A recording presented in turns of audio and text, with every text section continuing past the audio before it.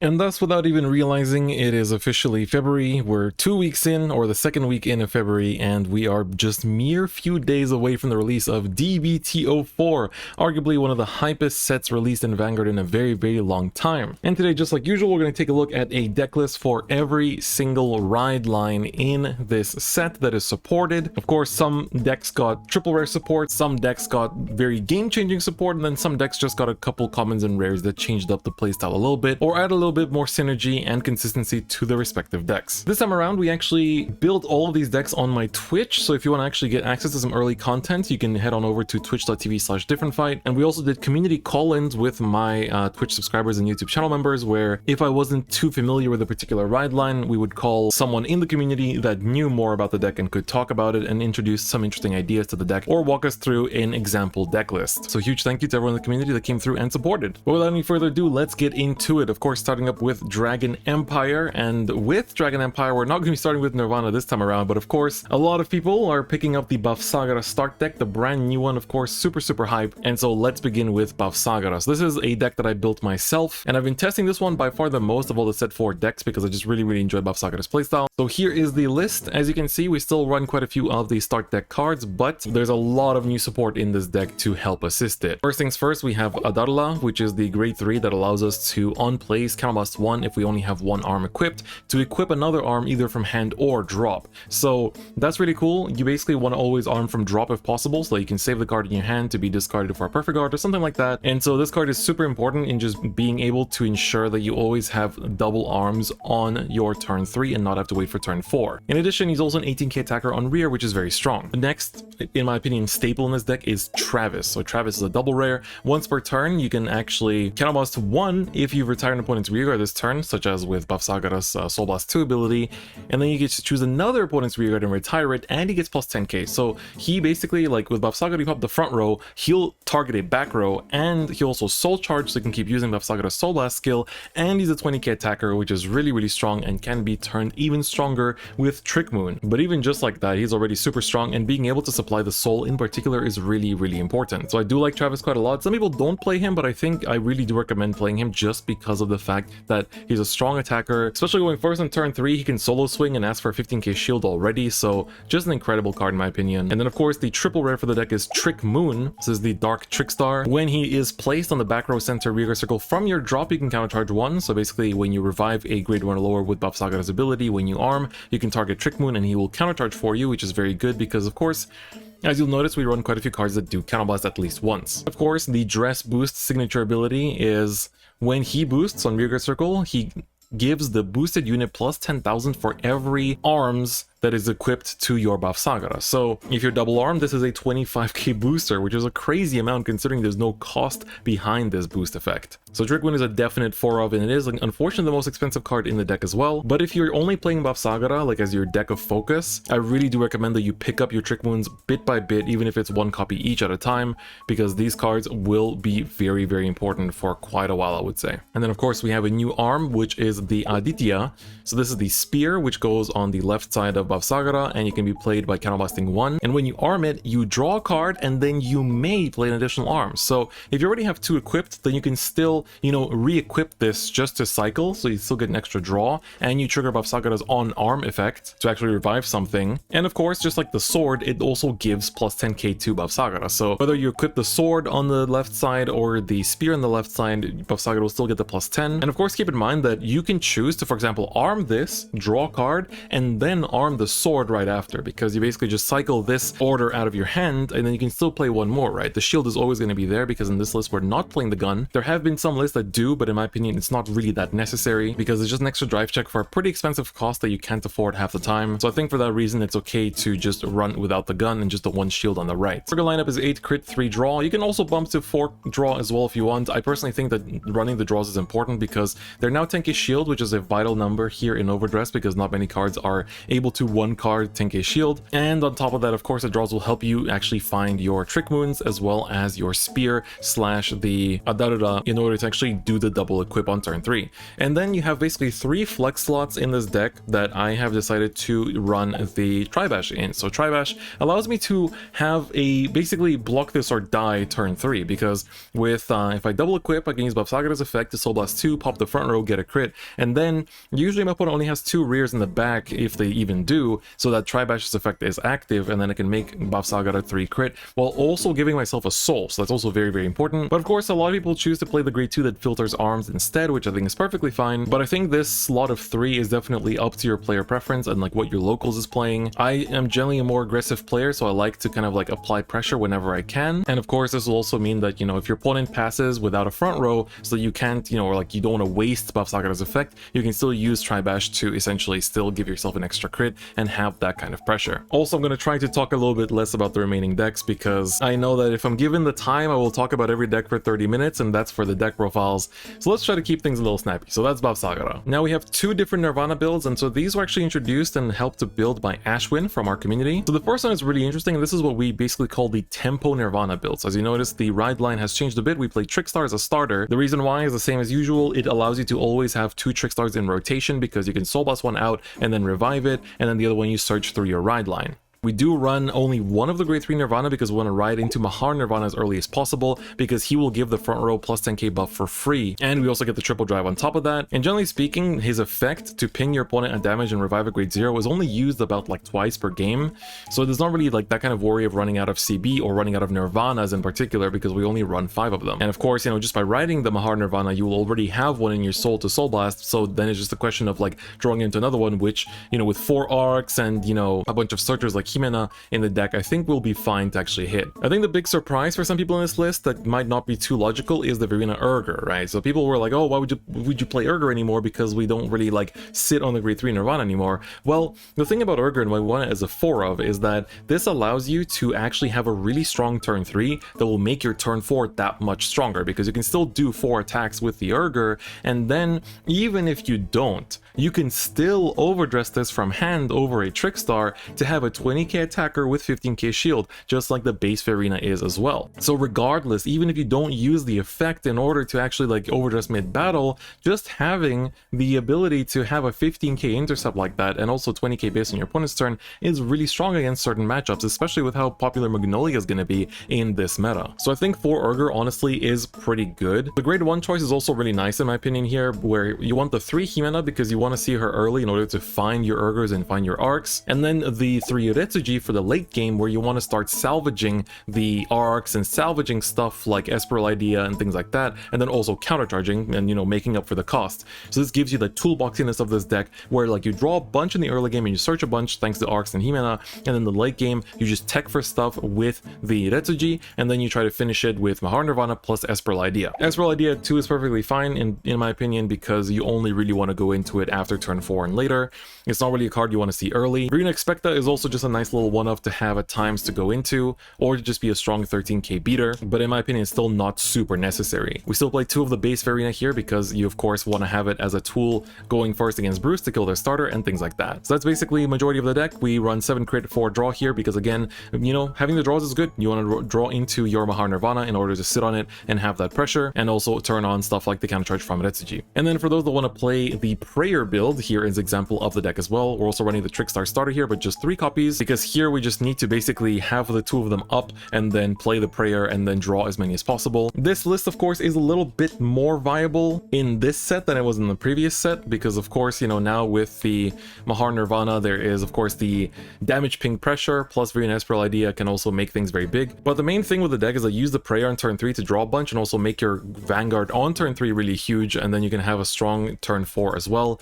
But in my opinion, this deck you run out of CB really easily, and like I prefer the more like tempo mid-rangey style of the first list, because with this list, like you run out of CB, and in a meta where you're seeing a lot of stuff like prison running around, especially in the early weeks, you're gonna be screwed. Like you literally do not have the cost to pay for getting your stuff out of prison, and that's already a hard matchup to begin with. But for those that want to play the prayer build, this is a list that you can try out. Up next we have Eugene, and now if you want to get some more Eugene propaganda, and of course, you know, the Eugene masterclass, you might want to check out the Loopfield TCG channel where they actually go, you know, Arrow Tanks, one of the members, is a very passionate Eugene player. So with his help, here are some of the lists that we have. The first one I'm going to show is kind of like a pure Eugene, so this is basically putting in some of the new parts. So for example, the Travis that we talked about earlier is, you know, designed for Eugene, not for Bavsargra, so of course it does great wonders in here too. But I like the new card Gaze Fort because this lets you essentially just have like a card that you can also rest for Eugene's cost and then restand the moment you pop something and have a 10k booster, which is also really strong.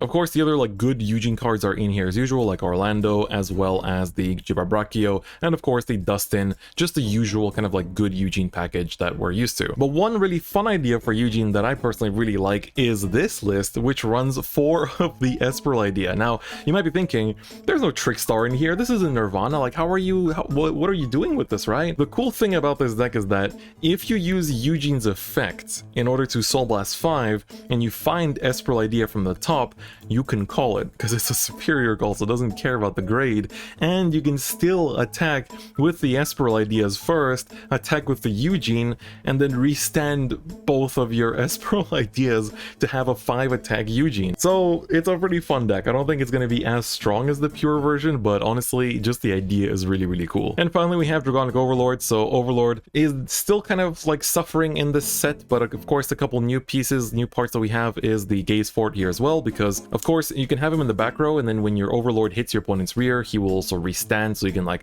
either boost the Overlord or boost another rear guard column, and then kind of like do kind of that stuff. And I think the card is pretty cool, but of course, the other thing is the new Blitz Order, Wind of the Apocalypse, which lets you just have a 20k shield for your Overlords, so it's pretty good. I think that's a pretty nice Blitz Order to have, so that's the only updates here for Overlord. Thank you to Artpire for suggesting some of the changes in this list. Alright, that's the chunkiest nation out the way, of course the nation with the most ride lines, but going forward we have Dark States, and we do have 2 Bruce builds. First things first, for those of you that really enjoy playing the Grade 3 Bruce build, here it is. So of course it's just the usual Grade 3 Bruce, but with the new draw triggers changed from the vanilla draws. The deck is mostly the same. You know, we've talked about other changes and techs you can make to this list, but honestly, there's no point to, you know, fix what's not broken, and this deck is definitely still very capable. It got a WGP Tokyo top right after this set launched in Japan as well, so I think you can safely believe in this. You know, we had Budget Deku come on stream to talk about the deck as well, and it's still very strong and still a threat to the meta decks as well. But of course, just playing Grade 3 Bruce gets a little bit boring, so we of course have the Grade 4 Bruce, a much more exciting deck that has changed quite a lot. So of course we have 4 of the Grade 4 Bruce that lets us, you know, have Final Rush, but also count +1, Soul Blast 5 to stand our entire front row, including the Vanguard, and then still attack with the Vanguard another time with only 1 drive. And as a result of that, a lot of cards have become very good. We have the Brian, who gives the Vanguard a crit and the front row +5k if you use Soul Blast 2. We have the new Brainwash Swirler that gets 5k every time you Soul Charge, and on top of that, he also Soul Charges on play, so you have a really strong attacker on rear that can hit for like 43, 48, 53 on its own, and then you restand it with the Bruce to swing again. Not only that, you can play the Quenlu to make it unguardable, like having unguardable rears as well as a super huge Vanguard with bonus crits thanks to Brian is really cool. Of course, our main form of Soul Charging is Pandemonium Tactics, and here of course we can even get the front row buff on top of that to make those spoilers and the Vanguard even stronger. Some of the usual Bruce cards are still in here, like Marjorie and the Derek, because they're just amazing cards that deserve to be run, but we are cutting stuff like Leonard. But the thing about this deck is that you can explore it in many different ways. We had Sushi Slayer come on for a little bit on stream to talk about this deck as well, and there's just so many things you can explore. There's amazing cards like Lyle in this set as well that you can choose and play, but I think some of the cards you really do need to have are like Brian, Marjorie, Derek, Brainwash Swirler. Like Quenlu is a choice, you don't have to really run it, but it's just a cool way to make your Swirlers unguardable, and I think that is quite cool. Moving forward, we have arguably one of the best decks in this meta, which is Baromagnes. You know, almost crazy to say that it really is, but that's the reality. So Baromagnes has had a majority of tops in events, so of course the deck list was pretty easy to build. This is one of the more like turbo Baromagnes variants where you really want to just like build up that soul for the turn 4 kill. Of course, Brainwash Swirler is insane in this deck because he gets super big because of all the soul charging you do. I still run 2 of the Gomans in order to make the Barrow turn really hard to guard or really awkward to guard. And one of the new grade 2s, the Chakrabarthi, is insane because you can even call it off of Baromagnes' skill mid-battle phase in order to then counterblast 1, discard 1, and take anything from your soul to your hand and soul charge 1, and potentially give your front row that you newly call from Barrow's skill another plus 5k. So Chakrabarthi is just incredible. Like this grade 2 together with Swirler just makes the deck so strong because now you have even more toolboxing. You don't have to play the order for toolboxing anymore, and instead you can really focus on just obliterating your opponent on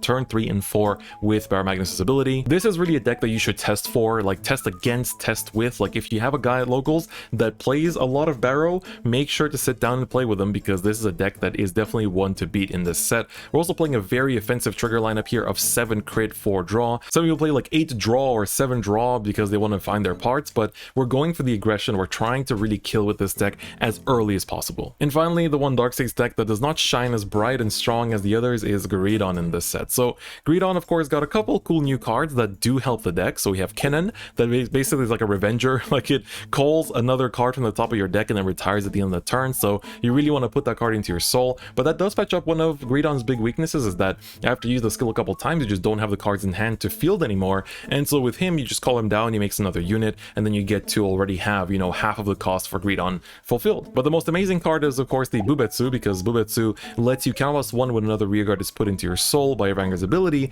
to call a card from your hand to an open rearguard circle, and then also draw a card if you have 10 or more soul. If you use double Bubetsu, you can actually have a double Greedon restand turn, which is really, really strong. Because you swing with a Greedon, you have, let's say, 5 rearguards, right? You put 4 of them in, and let's say you trigger 2 Bubetsus, right? Where, let's say, like, one of the Bubetsus stays on board, the other one gets soul charged, and then they call out 2 cards for you, so now you're at 3, and one of those cards you call out just has to be the Mukka, and then the Mukka will counterblast 1, soul blast 2 to call another card from soul. So that way you've actually managed to restand with Greedon and have 4 rears on the board once again. And if you don't want to do that, then just using Kane's effect to gain extra drive, right? It's the old tried and tested that you can still do. So I think this deck isn't super bad, but it feels like it's kind of struggling in comparison. So that is just something to think about going into this set as well. All right, and now it's time for my nation to rise up. It's Brancade time, and of course, I'm very happy to say that Prison is one of the best decks in this set as well, because you basically have to be aware of Prison or Prison will just destroy you. So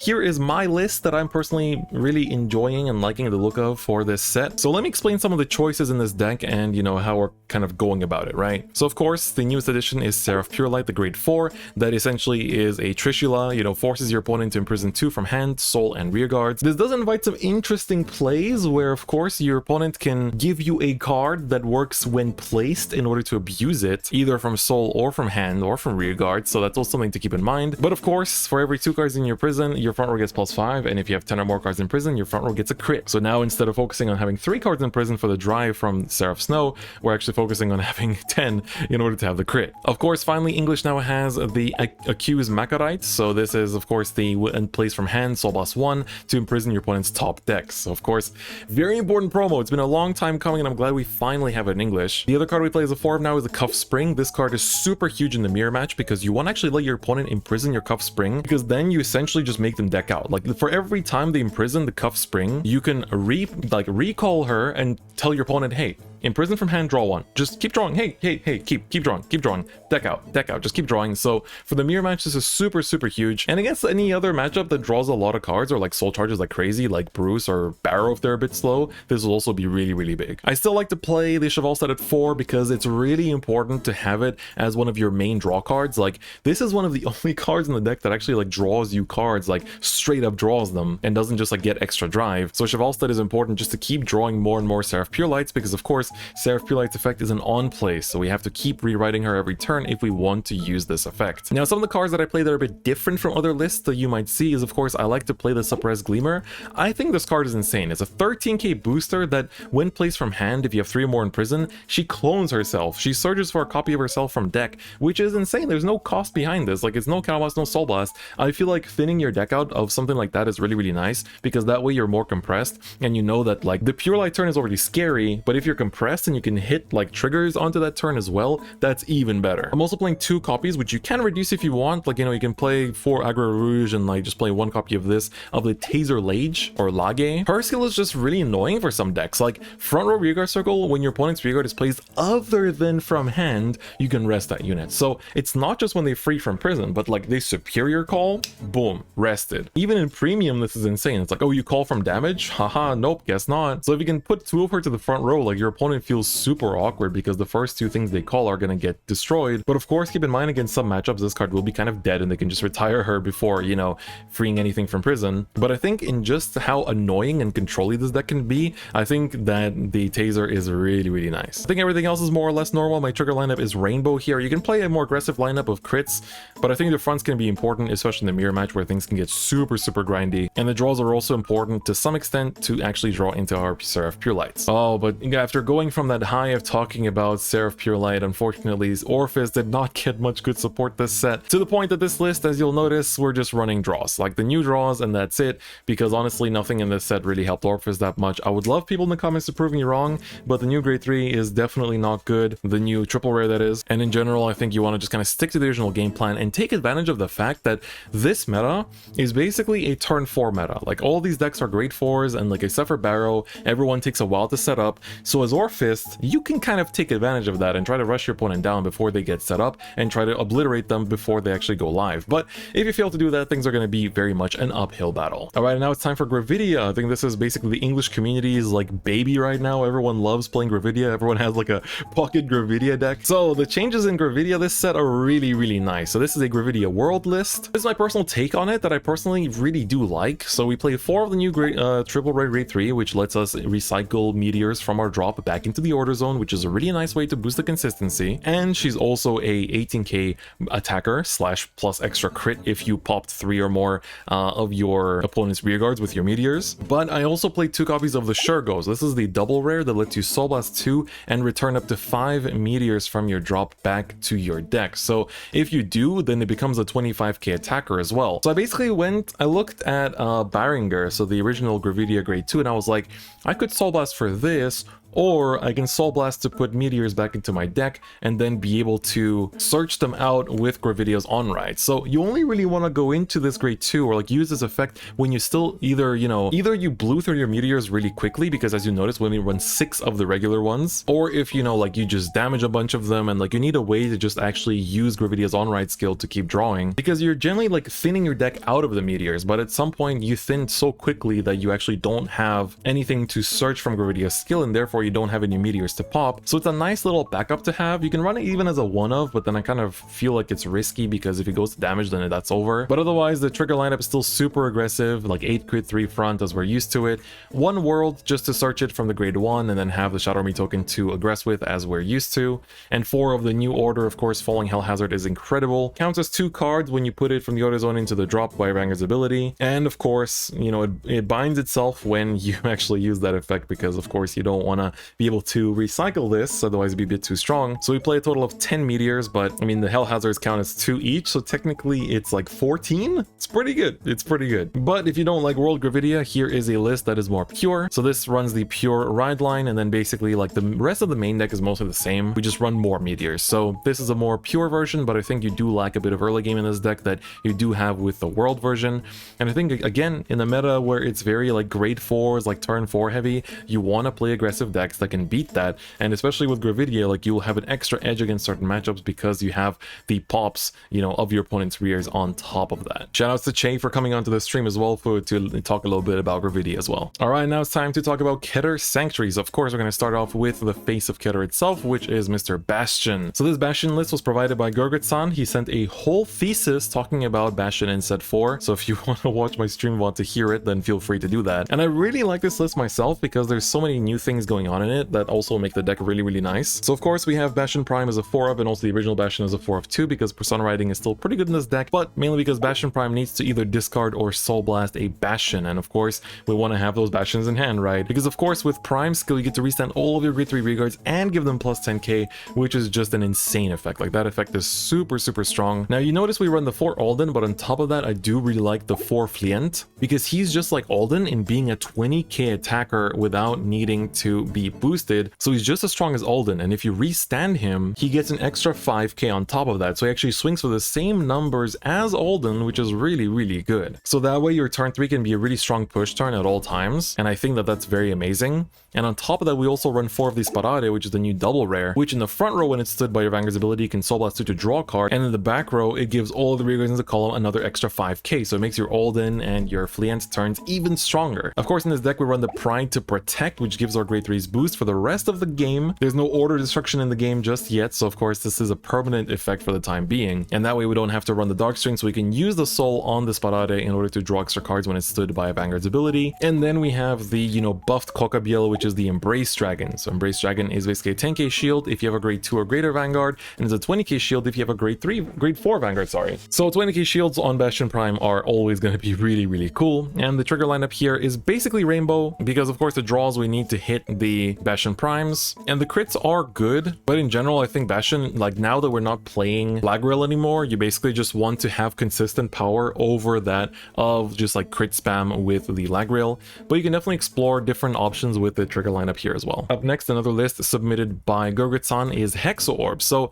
unfortunately Hexaorb still suffers from the same issues in that she literally does not plus outside of the effect of tier square sorceress, which is the grade 1, which is literally a soul, like counterblast 1, draw 1. The only other form of plussing is the Tortris, which lets you search for your persona rides, which is great, but otherwise we run a bunch of cards that filter the top for Fasado because we can, and that of course gives you the countercharge and of course the resist. Speaking of countercharge, we have 1 Octavote Sorceress just to actually have that kind of like on-demand countercharge that isn't a non-hit. 3 Dieglass, like this is another form of potential plus, but if you reveal 2 triggers, then you might actually end up minusing for this cost. But the big new toy in the deck is of course the La Larita. So La Larita says at the end of the battle where you drive check the trigger and your Vanguard is a Hexaorb, you can count almost 1 Soul Blast 1, which is pretty heavy, and restand one of the other rears, but then retire her. So literally, she has to retire, of course. That's also -1, which sucks compared to her like already existing cost. But if you can get something really swole like a Fasado and then restand it, then that's also pretty strong. So yeah, that's basically this deck. You run a very offensive trigger lineup of 8 crit 3 front because you want to be able to stack with Hexorb's effect. So Hexorb got some new tools. It's a fun deck to play, but unfortunately not going to be as strong as the other ones. And then Derp came on stream to talk about Phantom Blaster Dragons. Of course, this deck actually has been hyped up quite a bit this set. Got some really cool new support, so let's talk about it. We run 4 Blaster Dark as the 15k attacker in order to make sure that they hit for good numbers all the time. And then we have a lot of ways to kind of like make PBD's cost very easy to fulfill every turn, thanks to the new double rare Mugain. So Mugain says when you call her from hand,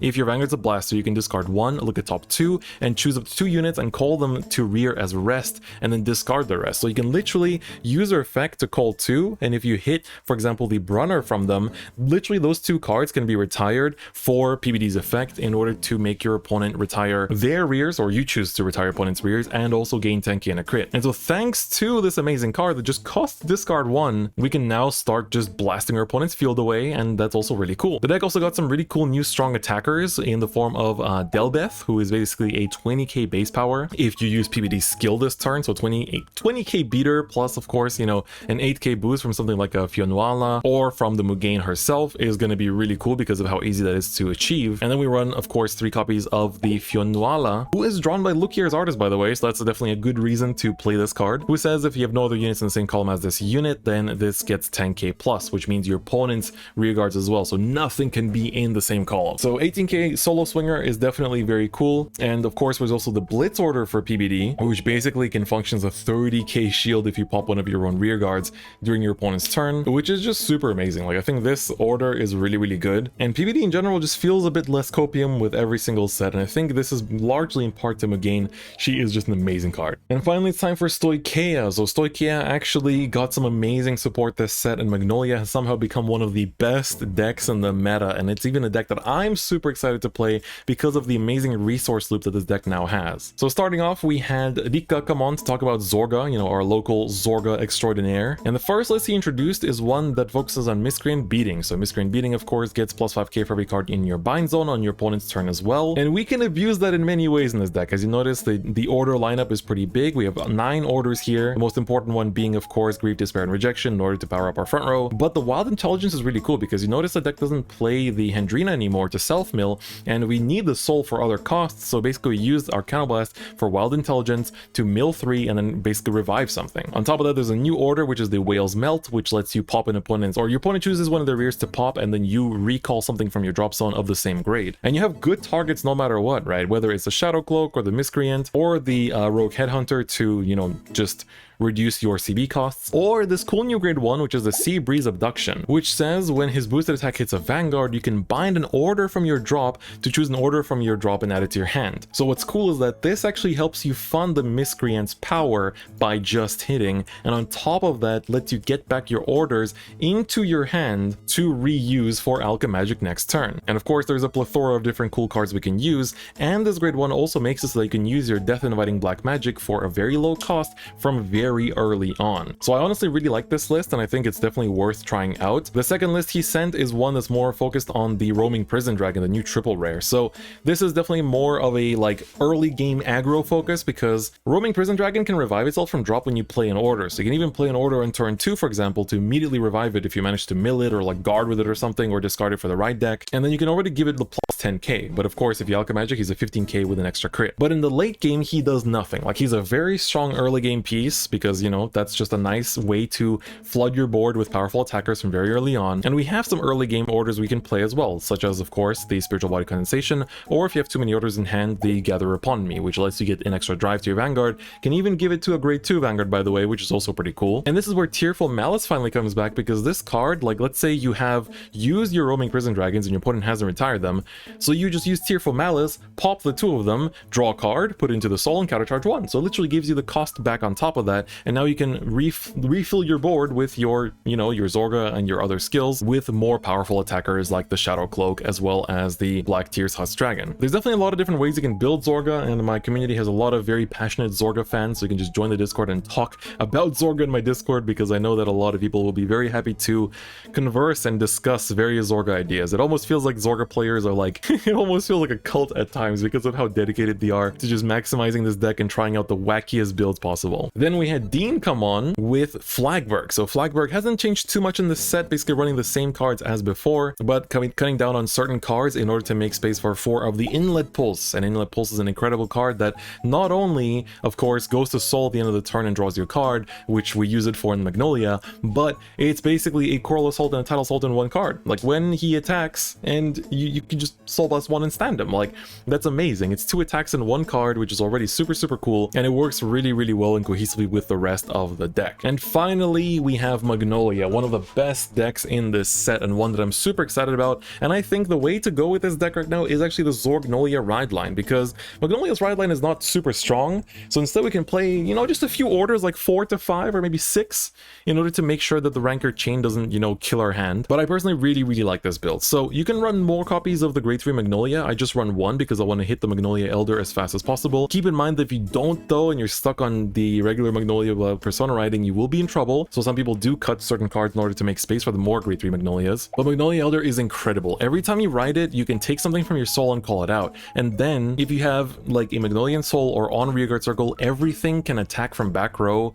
and intercept from back row and gets 5k. So that is super cool already, because we just have such a, like, it's literally free. There's no cost. It's free. Like, it's amazing. And the main card we want to call out with Magnolia Elder is the Inlet Pulse Dragon, who the second skill says at the end of your turn, if you attacked 4 more times in one turn, he goes to soul and draws you a card. And the next turn you ride the Elder again, call out the Inlet Pulse again, and you get to use the skill again, because you always attack like 6 times in one turn. Pantera is an amazing double rare that lets you basically like call it, Soul Blast 1, and call another copy of himself from drop. And he is a 14k attacker, so 90k attacker with Elder's buff. Of course, you rarely spam his board outside of stuff like the Baromagnes matchup. You know, it's like keep Soul Blasting and keep fielding him because you'll run out of soul eventually. But usually, like, you call him Soul Blast 1, revive 1, that's kind of where it usually stops. Unosla is super huge in this deck once again, because now you don't Counterblast for Magnolia's effect anymore, so you can actually afford to use that CB for Unosla and make your board borderline unguardable. We play the one of Gabreg just to make that a dream, you know, make that super unguardable. And in matchups like, you know, Bavsargra, for example, where they keep a grade 0 on their board, the Gabreg's guard restrict will be super nasty, because if you block them from guarding with grade 0s and grade 1s,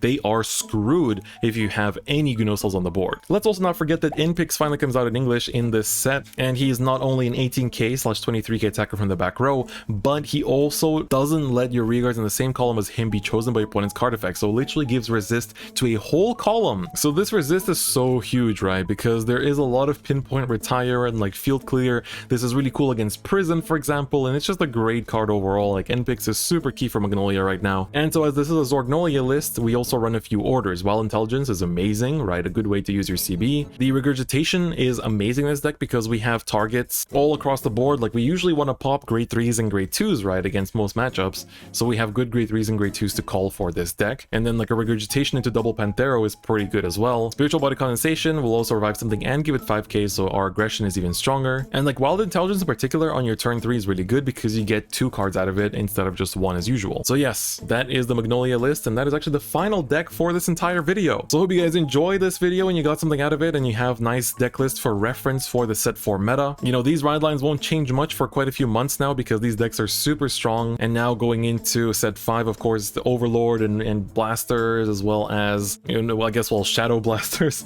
will be getting support on top of the other ride lines getting like the dual clan or like dual nation cards in set 5. So I'm excited to see how those will splash into these ride lines. But the set 4 meta is really amazing. There's so many interesting decks and so many cool matchups to learn.